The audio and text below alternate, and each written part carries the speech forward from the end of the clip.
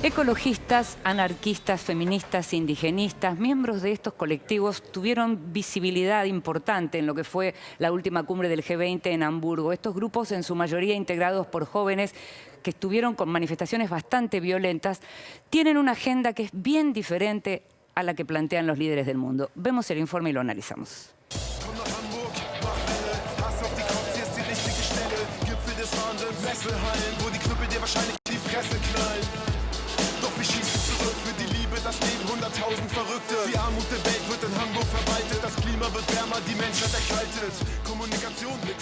El protagonismo de las sesiones de la cumbre del G20 en Hamburgo fue disputada esta vez por las sucesivas protestas de grupos bien organizados que responden a una agenda anticapitalista bajo una consigna sin eufemismos: no al G20.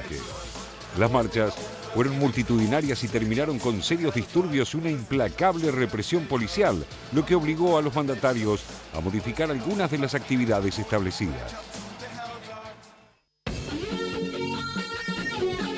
Las organizaciones anticumbre lograron, a pesar de todo, sumar adhesiones de ciudadanos comunes. Así es que la última gran manifestación denominada Solidaridad sin Fronteras en lugar del G20 se desarrolló de forma pacífica con más de 70.000 manifestantes, según los organizadores. Grupos ecologistas, feministas, indigenistas y gente sin pertenencia específica se reunieron en el centro de la ciudad, casi desierta, sitiada por la policía y en medio de un clima de tensión. Ich bin vor allen Dingen für mehr Hilfe für Afrika, dass auch den Menschen da geholfen wird. Deswegen global umverteilen. Wir sind hier, weil viele Akteure dieser Veranstaltung, Amerika, England, sowas, die jahrelang in viele Länder Kriege geführt haben und deren Infrastruktur zerstört haben. Und deshalb es herrscht Krieg, Elend, Flüchtlinge. Anstatt sich über sowas Gedanken zu machen, dass sie sich hier treffen, eine Art Urlaub, wir sind total dagegen. En los días previos, los medios alemanes venían acusando de los desmanes a la agrupación Black Bloc, siempre según fuentes policiales. Los Black Bloc son un conglomerado de militantes anarquistas en su mayoría que implementan tácticas de resistencia activa a la autoridad mediante ataques focalizados. También participaron los llamados ecopacifistas, el movimiento ATTAC, agrupaciones de inmigrantes y de la comunidad LGTB. Los ATTAC, sigla de la Asociación por la Tasación de las Transacciones Financieras y por la Acción Ciudadana, están a favor de la introducción de una tasa a las transacciones financieras internacionales, la llamada tasa Tobin.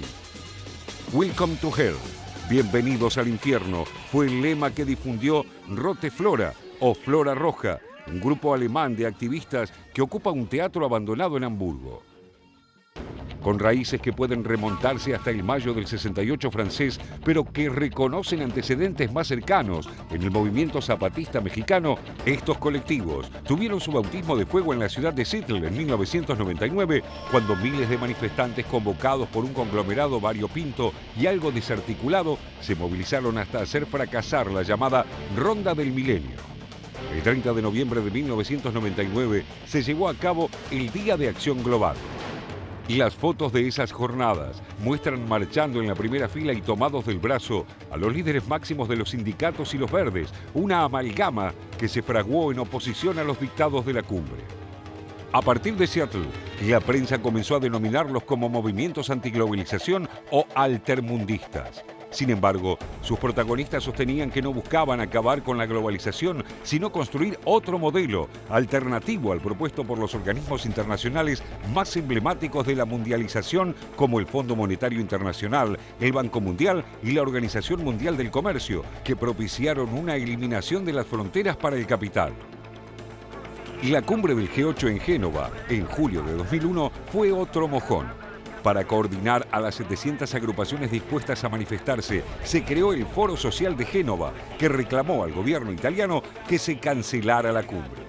Pero la masiva protesta de Génova quedó marcada por un hecho violento: el asesinato de uno de sus activistas, Carlo Giuliani. Para ese entonces, los movimientos sociales ya habían tenido su primera sesión en el Foro Social Mundial de Porto Alegre, un ámbito de debate que se construyó trabajosamente y que aún sigue vigente. Los episodios en Hamburgo continúan en análisis para los gobiernos de la Unión Europea. Preocupan a tal punto que los dirigentes están estudiando no solo nuevos métodos de restricción, sino la creación de una base de datos policial a escala europea de los impulsores de las principales protestas. Personen, die Autos abbrennen und Personen, die Supermärkte plündern, sind keine Aktivisten oder G20-Gegner, wie sie immer noch aus dem linken politischen Lager beschrieben werden.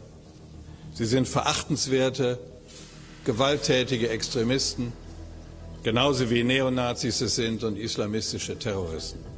Die Einführung einer zusätzlichen Datei auf europäischer Ebene halte ich grundsätzlich für sinnvoll, weil sie sozusagen den Informationsabgleich sozusagen vereinheitlicht. Allerdings muss man sich dann verständigen auf gleiche Kriterien. Das ist bei europäischen Dateien immer ein gewisses Problem.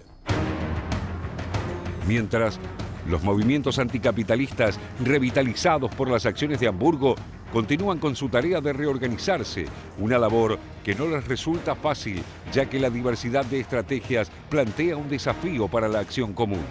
Así lo entendió una de sus exponentes, la escritora y periodista Noemi Klein, quien admite que existe una coincidencia muy amplia a la hora de criticar aspectos principales de la globalización neoliberal, pero también persisten divergencias importantes en la estimación de las propuestas alternativas y la viabilidad de las mismas.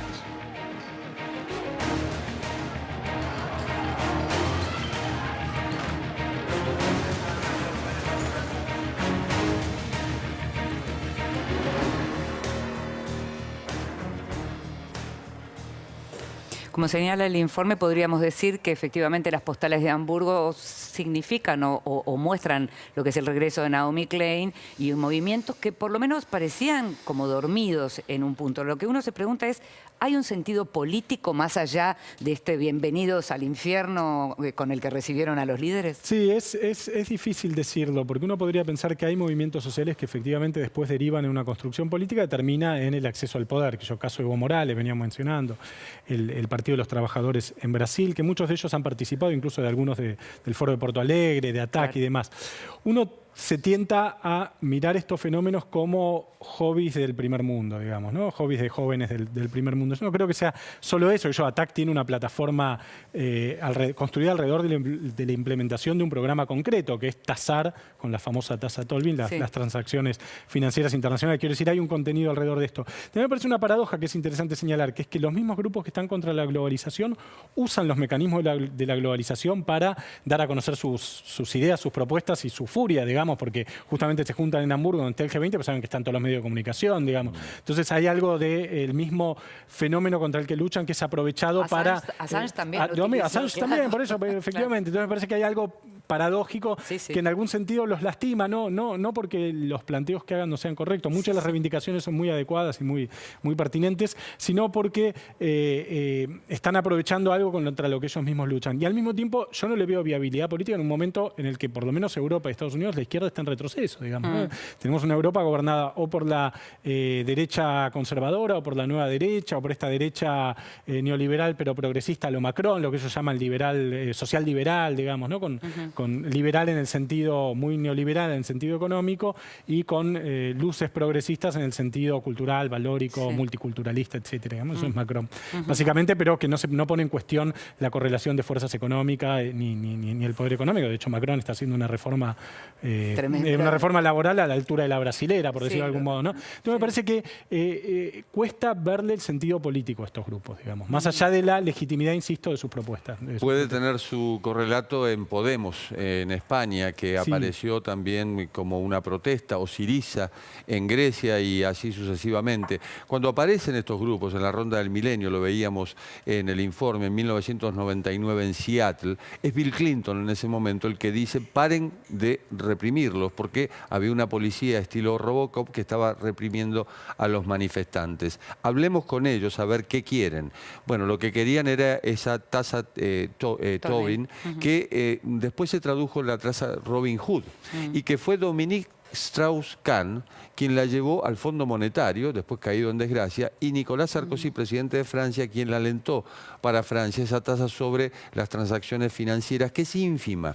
Si nos podemos saber, bueno, ¿cuánto representa esto? 0.1% sobre las transacciones financieras. El problema es que llega a destiempo, porque cuando la plantea Tolvin, Premio Nobel de Economía en 1981, se refería a la reforma que hizo Nixon en 1971 en los Estados Unidos, cuando cambia el patrón oro por el dólar en ese momento en todas las transacciones financieras. Entonces, hoy que el mundo está bancarizado, que el mundo se maneja con tarjetas, ya llega un poco tarde este tipo de medida y este tipo de reforma que podría haber sido revolucionaria en otro momento. Natalia.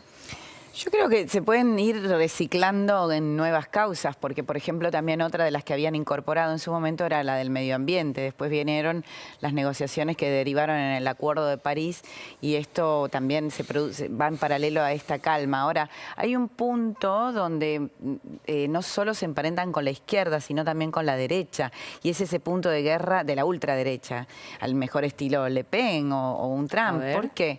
Porque ambos ponen en cuestión la globalización desde un lugar donde digamos, el síntoma es parecido a quienes son el canal o el caudal de votantes de esos. Yo creo que lo que es polémico lo que estoy diciendo. Creo que lo que estás diciendo tiene que ver con que en general hasta hace muy poco uno pensaba que el antisistema venía por el lado de izquierda o anarquista. Y lo que estamos viendo ahora... Claro. Y además, porque los grandes perdedores de esa globalización que está parada, frenada, paralizada, fíjate que ellos no dicen estamos contra la globalización, pero sí la critican. Los grandes perdedores son los trabajadores de los Estados Unidos y de Europa, de donde surgen estos movimientos, y los grandes ganadores, ganadores a medias, porque no viven tan bien tampoco, son las clases medias de India y China, por ejemplo. Me parece que quién sabe lo que pueden llegar a conseguir estos movimientos tiene más que ver con cuestiones sociales. Vos mencionabas lo del medio ambiente, estábamos hablando del feminismo, el indigenismo. Quién sabe tiene más que ver con eso